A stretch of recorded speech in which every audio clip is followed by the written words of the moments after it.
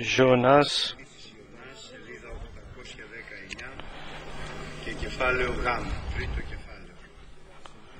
Jonas. Nous allons lire à partir du livre de Jonas, le prophète Jonas, chapitre 3. La parole de l'Éternel fut adressée à Jonas une seconde fois, en ces mots. « Lève-toi, va à Ninive, la grande ville, et proclame-y la publication que je t'ordonne. » Et Jonas se leva, et alla à Ninive, selon la parole de l'Éternel. Or Ninive était une très grande ville, de 3 jours de marche. Jonas fit d'abord dans la ville une journée de marche.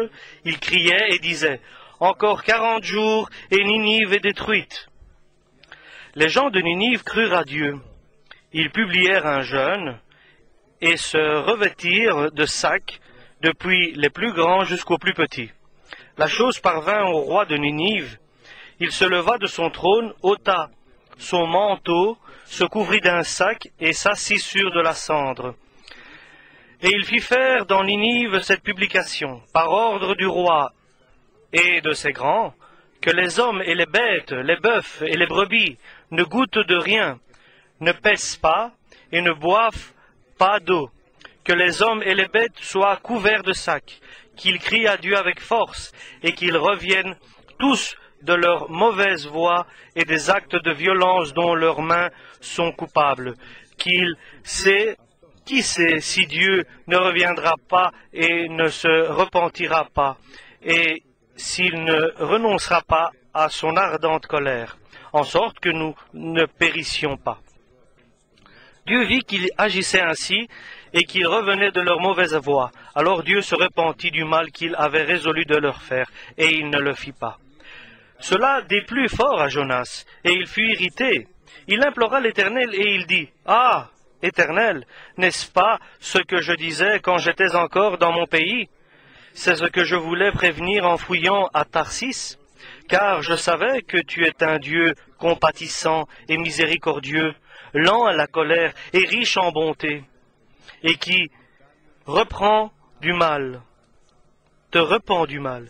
Maintenant, Éternel, prends-moi donc la vie, car la mort m'est préférable à la vie. » L'Éternel répondit, « Fais-tu bien de t'irriter ?» Et Jonas sortit de la ville et s'assit à l'orient de la ville. Là, il se fit une cabane et s'y tint à l'ombre jusqu'à ce qui arrivait dans la ville. Ce qu'il vit, ce qui arrivait dans la ville. L'Éternel Dieu fit croître un raisin qui s'éleva au-dessus de Jonas pour donner de l'ombre sur sa tête et pour lui ôter son irritation. Jonas éprouva une grande joie à cause de ce ricin. Mais le lendemain, à l'aurore, Dieu fit venir un ver qui piqua le ricin, et le ricin sécha. Au lever du soleil, Dieu fit souffler un vent chaud d'Orient, et le soleil frappa sur la tête de Jonas, au point qu'il tomba en défaillance. Il demanda la mort, et dit, « La mort m'est préférable à la vie. » Dieu dit à Jonas, « Fais-tu bien de t'irriter à cause du ricin ?» Il répondit, « Je fais bien de m'irriter jusqu'à la mort. » Et l'Éternel dit, « Tu as pitié du ricin qui ne t'a coûté aucune peine, et que tu n'as pas fait croître, qui est né dans une nuit et qui a péri dans une nuit. Et moi, je n'aurai pas pitié de Ninive, la grande ville dans laquelle se trouvent plus de 120 000 hommes, qui ne savent pas distinguer leur droite de leur gauche, et des animaux en grand nombre. » Voilà, amin.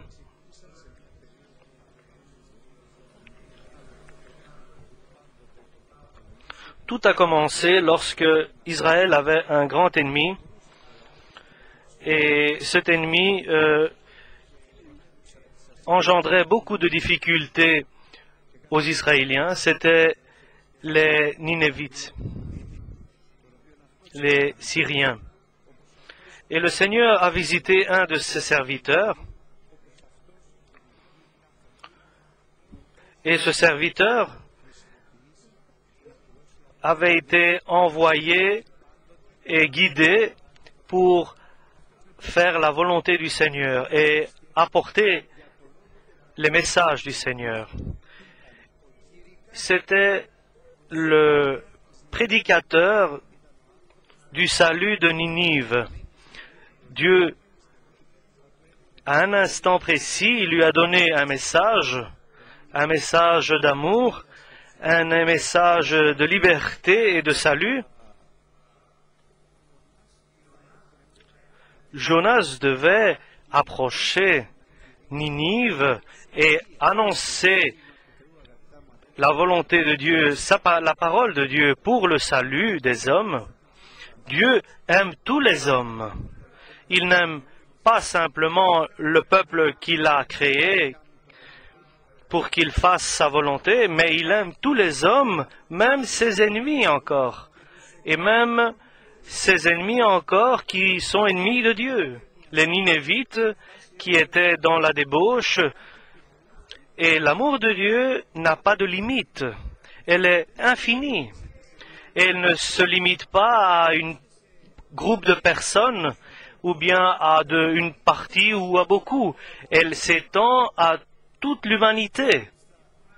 Et effectivement, l'apôtre Jean dit que Dieu a tant aimé tout le monde qu'il n'a pas eu pitié de son Fils et il l'a envoyé avec une mission précise pour qu'il devienne malédiction, pour que tous les péchés du monde viennent sur lui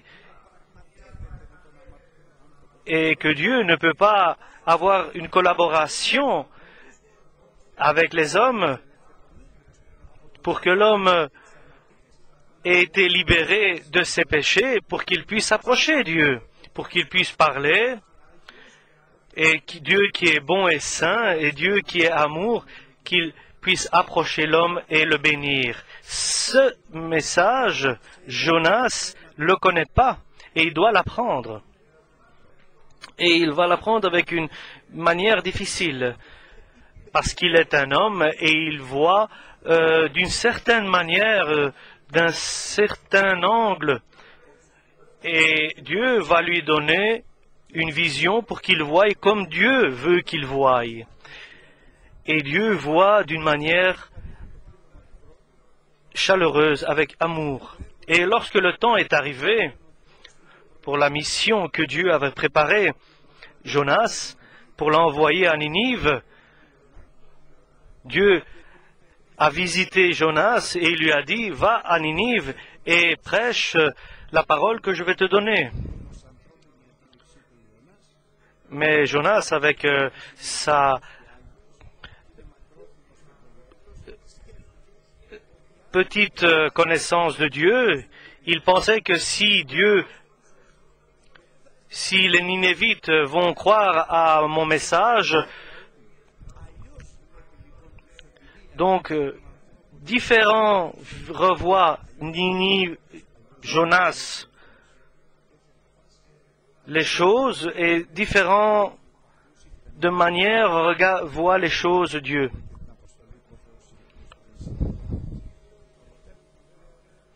Le résultat n'est pas très bon.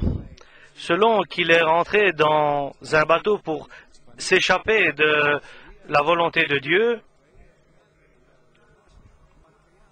Jonas s'éloignait de la volonté de Dieu, s'éloignait de la mission que Dieu lui avait proposée, mais sur le chemin, il y avait un typhon, il y avait un vent impétueux,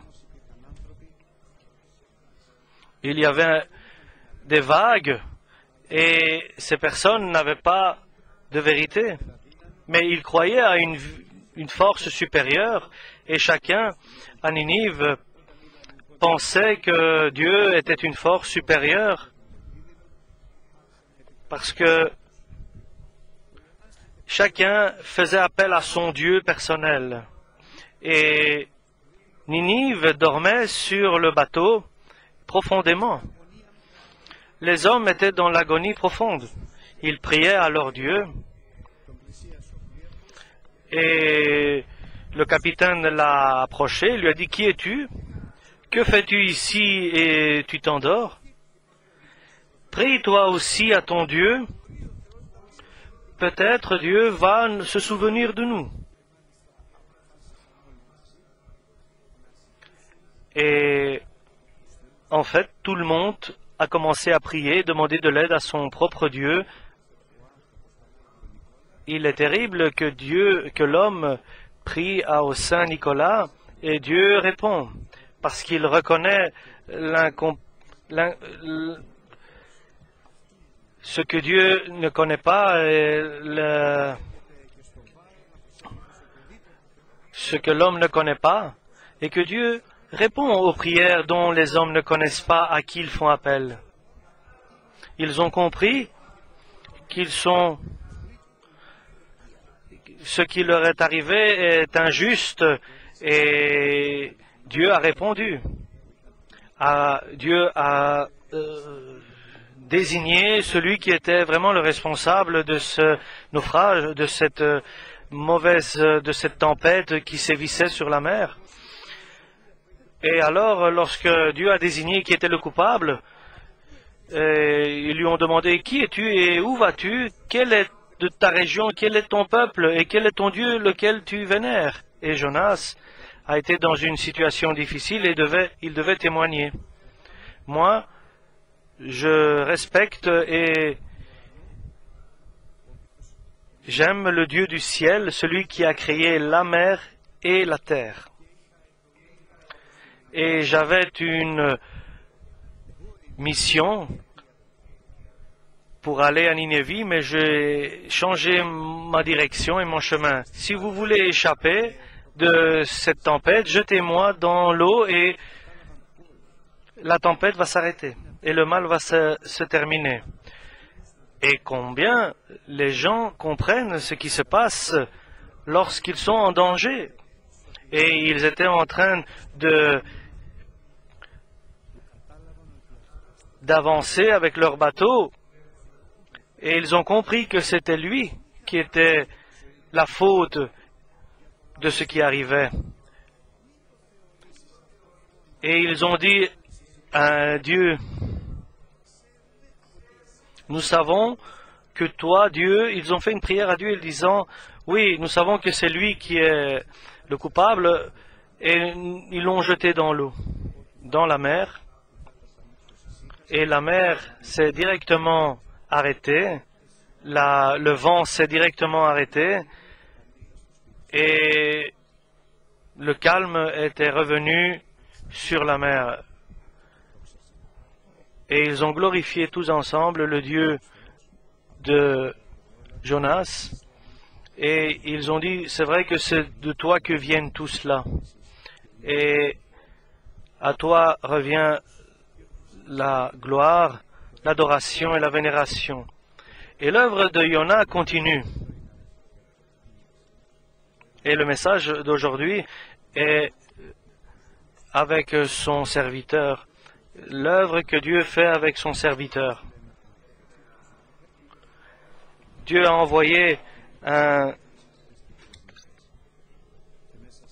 grand poisson, et le poisson l'a avalé, et il est resté 3 jours dans le poisson, et il s'est repenti, il a crié vers Dieu, et il savait que Dieu l'aurait écouté, et il sait que Dieu va intervenir, et le grand poisson l'a rejeté de son ventre, et Jonas s'est retrouvé au rivage, et il est prêt maintenant à obéir. Mais il n'est pas d'accord avec ce que dit Dieu, mais il accepte. Qu'il n'accepte ou pas, il doit obéir. Et ça, c'est un grand enseignement et un grand message de Dieu pour nous. Souvent, nous ne pouvons pas comprendre la parole de Dieu, la volonté de Dieu et le commandement de Dieu, comme il est exprimé par la parole de Dieu et par son esprit, et par l'esprit de l'Église aussi. Mais Dieu n'exige pas que nous comprenions pour pratiquer. Dieu exige exige de ses serviteurs qu'ils obéissent, et même s'ils ne comprennent pas la parole, ou du moins pas tout à fait. Mais cela exige de la foi, d'abord, que Dieu aussi, et qu'il est tout-puissant, et espérance aussi, et que Dieu va agir et aussi de l'amour que Dieu n'arrête pas, ne cesse d'aimer les hommes même,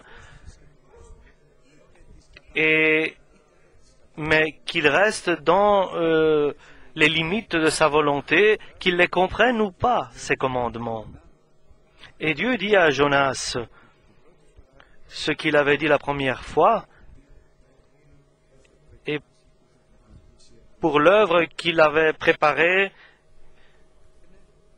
à Jonas. Et il lui a dit, va et annonce à Ninévie le message. Et Jonas est allé avec un cœur lourd, mais il est allé pendant 3 jours. Il y avait 3 jours de marche. Cette ville, elle était si grande qu'il fallait 3 jours de marche pour passer d'un côté à l'autre. Et un jour entier, il est arrivé au centre de Ninive. Il a commencé à annoncer la volonté, la parole de Dieu. Il a dit, dans 40 jours, Dieu va détruire Ninive. Et ce message est arrivé aux oreilles du roi de Ninive. Lui, il a cru en Dieu. Et non seulement il a cru en Dieu, mais il a commencé aussi à faire une œuvre. Et c'était une œuvre qu'il a été autodidacte. Il était autodidacte et il était prêt à faire la volonté de Dieu. Il a cru en Dieu. Il a pris l'humilité, il a pris une place d'humilité et il a annoncé dans toute la ville que personne ne mange et que personne ne boive, ni grand, ni petit, ni les animaux. Il a annoncé un jeûne, il a proclamé un jeûne dans Ninive. Et il s'est dit dans son cœur, qui sait peut-être, et que nous nous repentions et que nous revenons à Dieu, comme dit le message. Peut-être que Dieu va avoir pitié de nous et qu'il prenne le mal qu'il compte faire à notre peuple. Et c'est terrible, ce chemin qu'il suit, que le roi suit. Et Jonas doit comprendre le message et être enseigné que Dieu aime tout le monde, doit comprendre que Dieu agit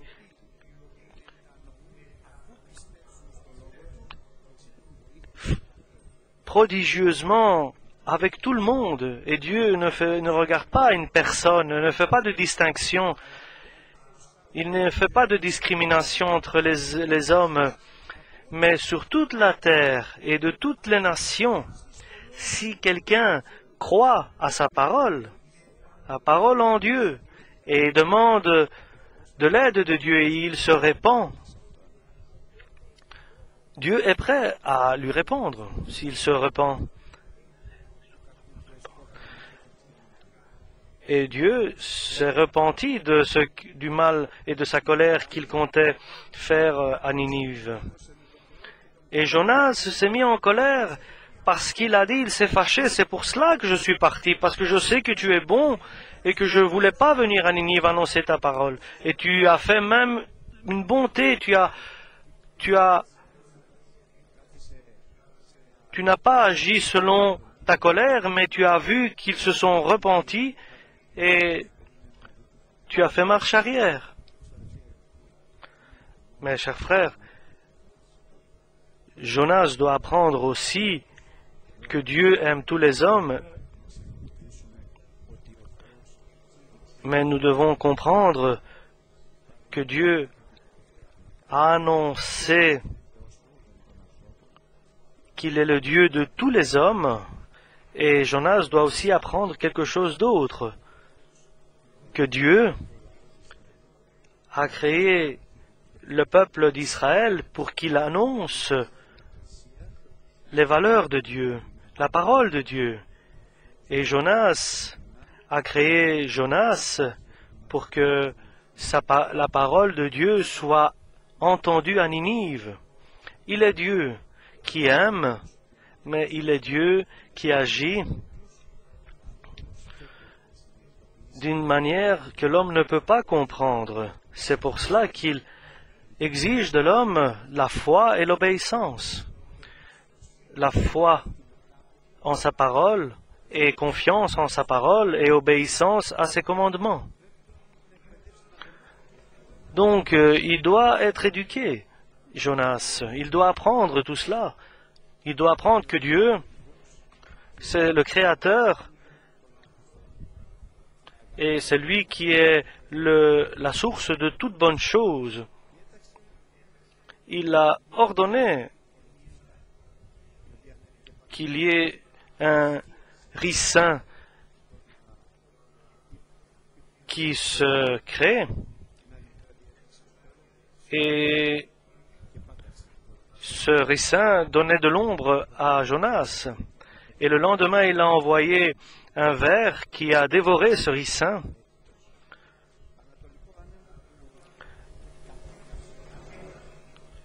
Et Jonas était irrité, et Dieu a envoyé de l'air chaud qui venait du sud. Et Dieu lui a demandé, est-ce qu'il est bon que tu t'irrites comme cela pour ce ricin que j'ai fait croître en un jour, et en un jour il a disparu?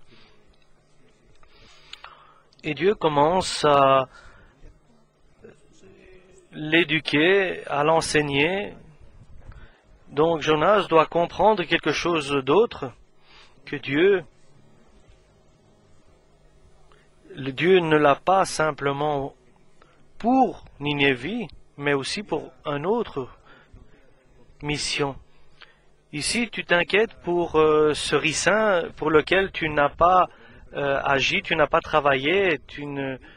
Est-ce que moi, je ne devais pas m'intéresser pour la ville de Ninive? Moi, je les ai élevés parce que je les aime. Est-ce qu'il ne fallait pas que j'aie pitié d'eux? Est-ce que je ne devais pas avoir de la compassion pour eux? Est-ce que je ne devais pas leur donner le moyen d'avoir le salut? Leur donner la possibilité de revenir de leurs mauvaises actions? Et ici, Jonas a compris et il a écrit ce petit livre qui est le livre de Jonas. Il y a 4 chapitres. Il est certain que Dieu a la possibilité de sortir son serviteur, son peuple, de ses fautes, de ses doutes et de son incrédulité et de son désespoir et de son irritation, et établir le prédicateur de Ninive, un prédicateur mondial, universel, un prédicateur de justice et de l'amour universel de Dieu. Et lorsqu'il a fait comprendre cela à Jonas, Jonas a compris qui est Dieu et quel est son amour. Et cela, c'est très prenant. Comment Dieu peut-il retirer son serviteur dans son cercle de vie dans lequel Dieu l'a préparé, qu'il le retire, qu'il le déracine et lui donne une révélation et une force du Saint-Esprit, et qu'il écrive ce Jonas, son nom signifie un cadeau de Dieu, qui est aussi une colombe, qui est comme le Saint-Esprit, qu'il transforme un simple prédicateur d'un jour de Ninive en un universel. Parce que Jonas annonce dans le monde entier, il prédit, c'est un prédicateur pour tous les temps, pour tous les siècles, et éternel dans la parole de Dieu pour les siècles des siècles. Et ce Jonas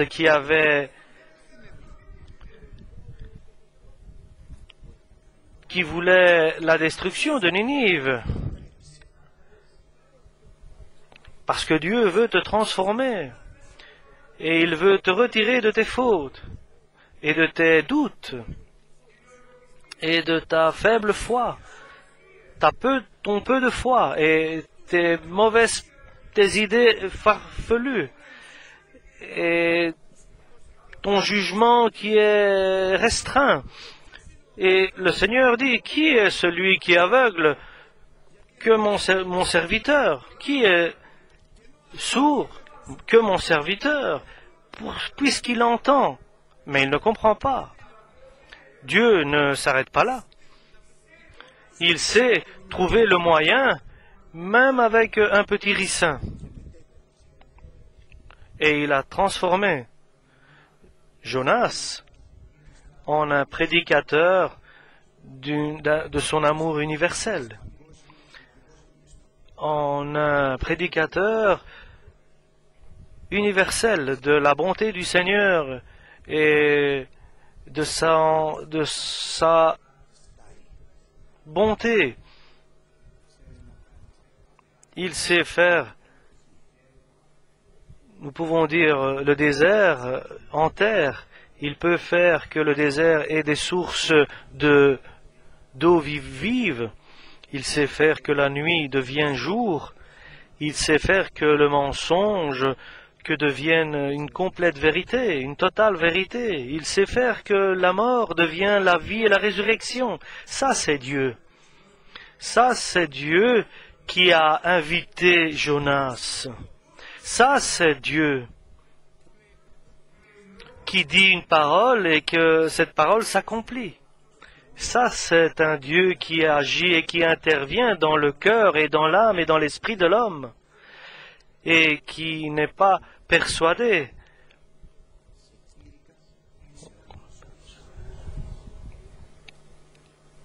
Et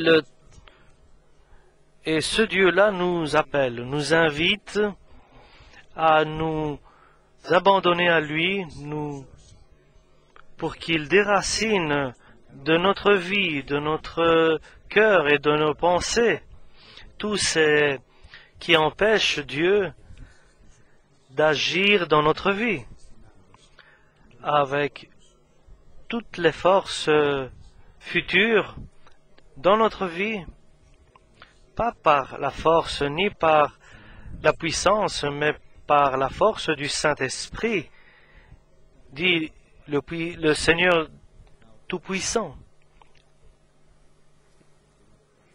Ça, c'est la vérité. Il y a Dieu Tout-Puissant et un homme sans importance. Et pour cet homme qui n'a pas d'importance et ni force, pour lequel Jésus est mort, pour ce petit homme, Dieu peut l'accomplir, peut le faire devenir un être choisi il peut le faire devenir un prédicateur de l'amour de Dieu et une personne qui annonce les volontés de Dieu. Et nous, à cette heure-ci, avec respect et nous restons devant le Seigneur, nous sommes sans valeur.